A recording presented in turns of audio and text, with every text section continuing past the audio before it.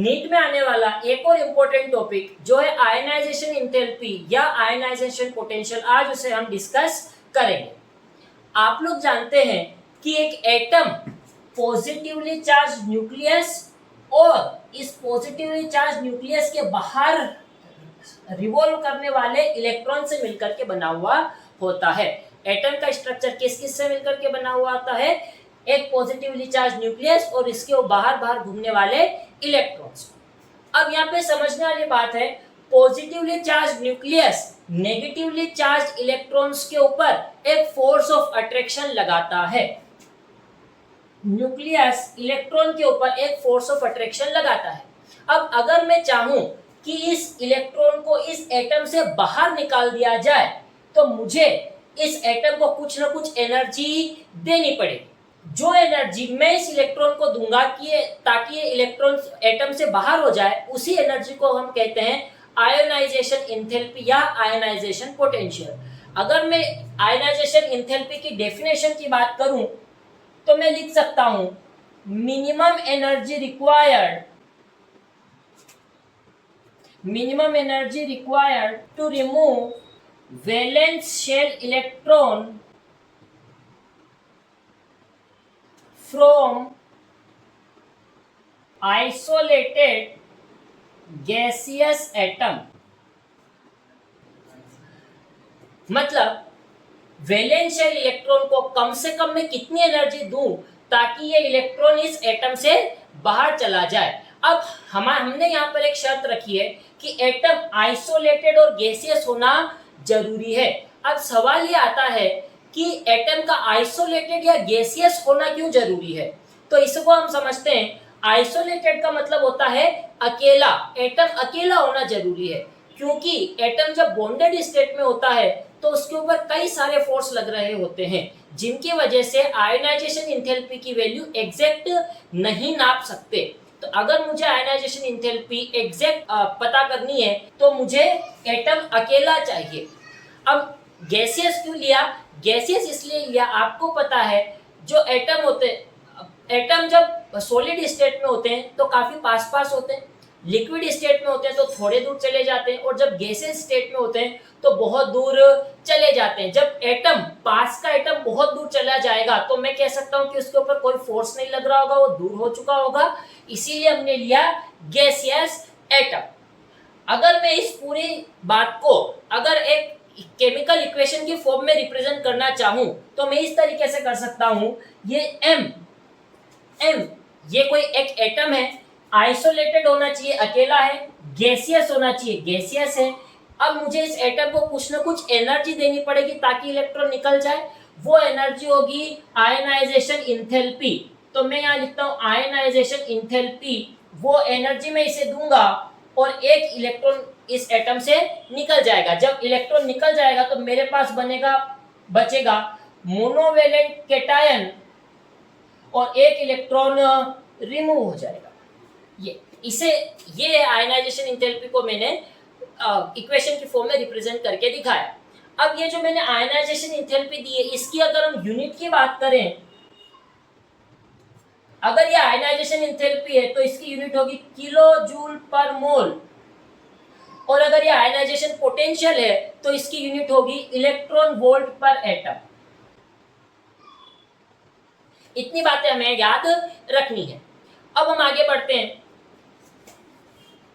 अगले टॉपिक की तरफ हम चलते हैं, जो कि है successive ionization energy. Successive ionization energy. Successive का मतलब सब समझते हैं, एक के बाद एक।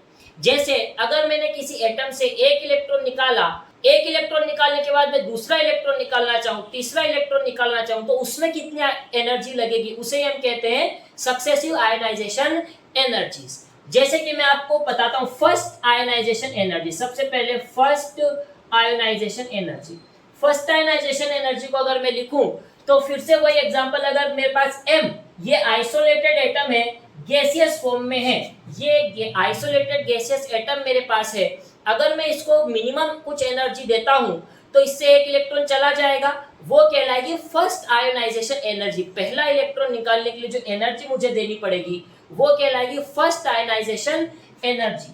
तो मैं इसको फर्स्ट आयनाइजेशन इंथैल्पी दूंगा और एक इलेक्ट्रॉन इससे निकल जाए। अब अगर मैं इस M+1 से एक और इलेक्ट्रॉन निकालना चाहूं तो वो हो जाएगी second ionization energy. Second ionization energy या सेकेंड आयनाइजेशन इंथैल्पी।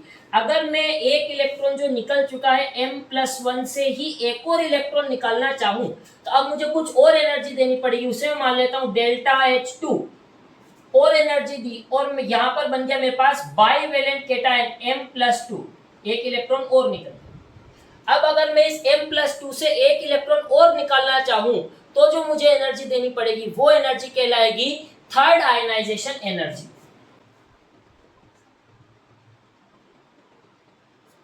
M+2, अब मुझे M+2 को जो एनर्जी देनी उसे मैं ΔH3 मान लेता हूं तो एक इलेक्ट्रॉन और निकल जाएगा और मेरे पास बन जाएगा M+3 प्लस एक इलेक्ट्रॉन बाहर निकल जाएगा। तो ये जो आप देख रहे हैं ना ΔH1, ΔH2, ΔH3, यही है successive ionization energy. ΔH1, ΔH2 और ΔH3 यही है सक्सेसिव आयनाइजेशन इंथैल्पी। अब हमसे ऐसा कई बार नीट में पूछा गया है कि इसमें से सबसे बड़ी कौन और सबसे छोटी कौन, ये इस पता हमें लगाना होता है।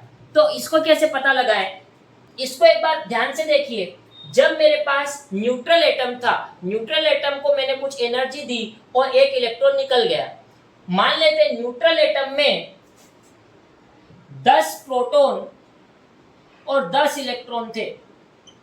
न्यूट्रल एटम में 10 प्रोटॉन और 10 इलेक्ट्रॉन थे।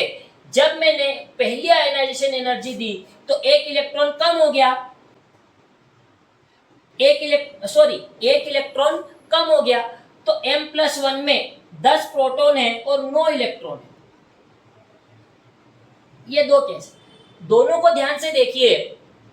प्रोटॉन इलेक्ट्रॉन को अपनी तरफ अट्रैक्ट करता है, प्रोटॉन इलेक्ट्रॉन्स को अट्रैक्ट करता है। पहले 10 प्रोटॉन 10 इलेक्ट्रॉन को अट्रैक्ट कर रहे थे, लेकिन जैसे ही M+1 बना यहाँ पे 10 प्रोटॉन 9 ही इलेक्ट्रॉन को अट्रैक्ट कर रहे हैं। मतलब हर एक इलेक्ट्रॉन पे लगने वाला फोर्स ऑफ अट्रैक्शन बढ़ जाएगा। अगर फोर्स ऑफ अट्रैक्शन बढ़ गया, इलेक्ट्रॉन को फोर्स ऑफ अट्रैक्शन इलेक्ट्रॉन पे बढ़ गया तो मुझे ज्यादा एनर्जी खर्च करनी पड़ेगी ताकि मैं इलेक्ट्रॉन को बाहर निकाल सकूं। इसका मतलब क्या है कि पहले वाली जो ionization energy, first ionization energy कम थी।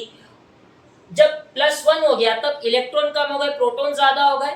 अब फोर्स ऑफ अट्रैक्शन बढ़ चुका है। अब मुझे जब दूसरा इलेक्ट्रॉन निकालना है तो पहले वाली से ज्यादा एनर्जी देनी पड़ेगी।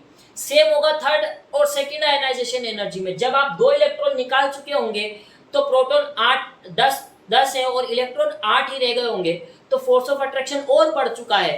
अगर फोर्स ऑफ अट्रैक्शन और बढ़ गया तो मुझे इलेक्ट्रॉन को निकालने में और ज्यादा एनर्जी खर्च करनी पड़ेगी। इसका मतलब जो मेरे पास सक्सेसिव आयनाइजेशन एनर्जीज का ऑर्डर आएगा वो आएगा ΔH3, थर्ड आयनाइजेशन इंथैल्पी सबसे ज्यादा, फिर सेकेंड आयनाइजेशन इंथैल्पी और फिर फर्स्ट आयनाइजेशन इंथैल्पी।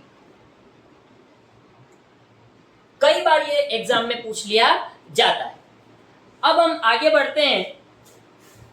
ये थी successive ionization energy.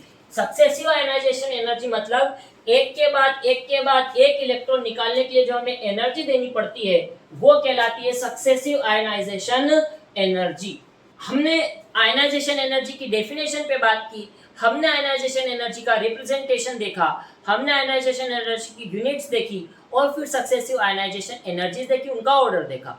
Next topic पे चले तो नेक्स्ट टॉपिक है फैक्टर्स अफेक्टिंग आयनाइजेशन एनर्जी। कौन कौन से फैक्टर्स हैं जो आयनाइजेशन एनर्जी को अफेक्ट करते हैं। Factors affecting ionization enthalpy. Ionization enthalpy को अफेक्ट करने वाले कौन कौन से फैक्टर्स हैं, तो मेनली 4 फैक्टर्स हैं जो आयनाइजेशन इंथैल्पी को डिसाइड करने में मदद करते हैं। एक एक करके सबकी बात करेंगे। पहला फैक्टर अगर मैं बात करूं तो वो है एटॉमिक साइज। पहला फैक्टर है एटॉमिक साइज। ये आसान सा एक फैक्टर है, इसको आपको समझना है तो मैं दो एटम आपके सामने बनाता हूं। ये ए एटम है, ये बी एटम है। ए एटम में इलेक्ट्रॉन और न्यूक्लियस के बीच की दूरी कम है और बी वाले में न्यूक्लियस और इलेक्ट्रॉन के बीच की दूरी ज्यादा है। ए वाले में क्योंकि साइज कम है तो इन न्यूक्लियस और इलेक्ट्रॉन के बीच में फोर्स ऑफ अट्रैक्शन ज्यादा है। न्यूक्लियस और इलेक्ट्रॉन के बीच में फोर्स ऑफ अट्रैक्शन ज्यादा है। अगर फोर्स ऑफ अट्रैक्शन ज्यादा है तो हमें ज्यादा एनर्जी देनी पड़ेगी इलेक्ट्रॉन को बाहर निकालने के लिए। यहाँ पर न्यूक्लियस और इलेक्ट्रॉन के बीच में फोर्स ऑफ अट्रैक्शन ए वाले के मुकाबले कम है। अगर फोर्स ऑफ अट्रैक्शन कम है तो हम थोड़ी सी कम एनर्जी भी देंगे तो इलेक्ट्रॉन जल्दी से बाहर आ जाएगा। इसका मतलब जहां पर एटॉमिक साइज कम वहां पर आयनाइजेशन एनर्जी ज्यादा देनी पड़ेगी और जहां पर एटॉमिक साइज ज्यादा वहां पर हमें आयनाइजेशन एनर्जी कम देनी पड़ेगी। इसका मतलब एटॉमिक साइज और आयनाइजेशन एनर्जी में इनवर्सली प्रोपोर्शनल का रिलेशन है। तो मैं यहाँ पर स्टार मार्क करके लिख सकता हूं आयोनाइजेशन एनर्जी, एटॉमिक साइज और आयनाइजेशन एनर्जी में इनवर्सली प्रोपोर्शनल का रेशियो है। ये पहला रिजल्ट हमारे सामने निकल करके आता है जो हमें याद रखना है। अगर किसी एटम की साइज ज्यादा है तो हमें कम आयनाइजेशन एनर्जी देनी है और अगर किसी एटम का साइज कम है तो हमें ज्यादा आयनाइजेशन एनर्जी देनी है। ये हमने देखा, पहला फैक्टर खत्म हुआ एटॉमिक साइज। दूसरे फैक्टर के ऊपर बढ़ते हैं न्यूक्लियर चार्ज या इफेक्टिव न्यूक्लियर चार्ज। अब हम दूसरे फैक्टर की बात करेंगे Z effective, effective nuclear charge. Effective nuclear charge क्या होता है? दूसरा फैक्टर है Z effective, effective nuclear charge. Effective nuclear charge क्या होता है कि न्यूक्लियस कितने फोर्स ऑफ अट्रैक्शन से इलेक्ट्रॉन्स को अट्रैक्ट कर रहा है। न्यूक्लियस इलेक्ट्रॉन्स को कितने फोर्स ऑफ अट्रैक्शन के साथ अट्रैक्ट कर रहा है, इसे हम कहते हैं इफेक्टिव न्यूक्लियर चार्ज। अब अगर इफेक्टिव न्यूक्लियर चार्ज ज्यादा हुआ, इफेक्टिव न्यूक्लियर चार्ज अगर ज्यादा हुआ तो न्यूक्लियस इलेक्ट्रॉन को ज्यादा फोर्स ऑफ अट्रैक्शन के साथ अट्रैक्ट करेगा। अगर फोर्स ऑफ अट्रैक्शन ज्यादा है, अट्रैक्शन फोर्स ज्यादा है, तो मुझे इस इलेक्ट्रॉन को बाहर निकालने के लिए ज्यादा एनर्जी देनी पड़ेगी, मतलब आयनाइजेशन एंथैल्पी ज्यादा हो जाएगी। अगर Z इफेक्टिव ज्यादा है तो आयनाइजेशन एंथैल्पी भी हमें ज्यादा देनी होगी। तो मैं लिख देता हूं, अगर Z इफेक्टिव ज्यादा है तो आयनाइजेशन एनर्जी मुझे ज्यादा देनी होगी। मतलब आयनाइजेशन एनर्जी और Z इफेक्टिव में डायरेक्टली प्रोपोर्शनल का रेशियो है। आयनाइजेशन एनर्जी और Z इफेक्टिव में डायरेक्टली प्रोपोर्शनल का रिलेशन है। ये था सेकंड फैक्टर। थर्ड फैक्टर के ऊपर बढ़ते हैं। थर्ड फैक्टर के ऊपर बढ़ते हैं पेनिट्रेशन इफेक्ट। थर्ड फैक्टर के ऊपर हम बढ़ते हैं पेनिट्रेशन इफेक्ट। पेनिट्रेशन इफेक्ट को अगर मैं बताऊं, अगर ये न्यूक्लियस है, जैसे ये अगर एक न्यूक्लियस है, अगर मैं सेम शेल की बात करूं, सेम शेल में S सबशेल न्यूक्लियस के पास में होता है, P दूर, D थोड़ा दूर, F सबसे दूर। अब अगर मुझे इलेक्ट्रॉन S से निकालना है तो मुझे ज्यादा आयनाइजेशन एनर्जी देनी पड़ेगी, क्योंकि S वाला इलेक्ट्रॉन न्यूक्लियस के पास में, न्यूक्लियस ने ज्यादा फोर्स ऑफ अट्रैक्शन से इलेक्ट्रॉन को पकड़ रखा होगा, तो मुझे इलेक्ट्रॉन को निकालने में ज्यादा एनर्जी देनी पड़ेगी, मतलब आयनाइजेशन एनर्जी ज्यादा देनी पड़ेगी। P में है तो S वाले से कम एनर्जी देनी पड़ेगी, D वाले में S और P से कम एनर्जी देनी पड़ेगी और F वाले के लिए S P D से कम एनर्जी देनी पड़ेगी। इसका मतलब अगर S वाले में है, S वाले एक ही शेल के, सेम शेल के लिए अगर S सब शेल में इलेक्ट्रॉन है तो आयनाइजेशन एनर्जी सबसे ज्यादा देनी है, फिर P में कम, D में कम और F में सबसे कम। अभी जब हम वेरिएशन देखेंगे पीरियड और ग्रुप में तो इन सारे फैक्टर्स को हम उसमें अप्लाई भी करके बताएंगे। ये फैक्टर्स अभी चल रहे हैं कि कौन कौन से फैक्टर्स आयनाइजेशन एंथैल्पी को डिसाइड करने में मदद करते हैं। थर्ड है आपका पेनिट्रेशन इफेक्ट। पेनिट्रेशन इफेक्ट कहता है कि S वाला सबशेल न्यूक्लियस के सबसे पास, p थोड़ा दूर, d और दूर, f और दूर। अगर s में इलेक्ट्रॉन है तो इसको निकालना सबसे मुश्किल, तो आयनाइजेशन एनर्जी सबसे ज्यादा देनी है, फिर p को कम, d को कम और f को सबसे कम। ये था हमारा थर्ड फैक्टर। और फोर्थ और लास्ट फैक्टर है electronic configuration. Fourth and the last one, electronic configuration.